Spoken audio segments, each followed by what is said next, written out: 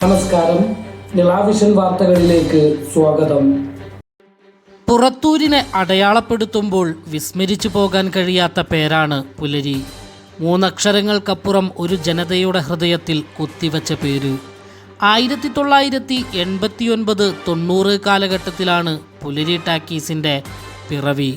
പുറത്തൂരിൻ്റെയും പരിസര പ്രദേശങ്ങളിലെയും ഒരു ജനവിഭാഗത്തിൻ്റെ ആഘോഷങ്ങളിൽ ഒഴിച്ചുകൂടാൻ കഴിയാത്ത പേര്, അതെ, പുലരി.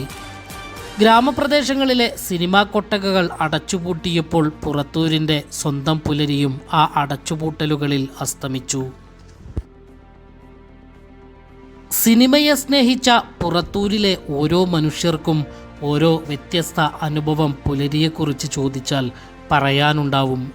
പഴയകാല നായകന്മാർ സത്യനും നസീറും ജയനും മധുവും, പുതിയ കാലത്ത് മമ്മൂട്ടിയും മോഹൻലാലും കുഞ്ചാക്കോ ബോബനും പൃഥ്വിരാജും ആസിഫ് അലിയും ഉൾപ്പെടെ പുതുമുഖ നായകന്മാരും പുലരിയുടെ അകത്തളങ്ങളിലെ വലിയ സ്ക്രീനിൽ നിറഞ്ഞ് ആടി.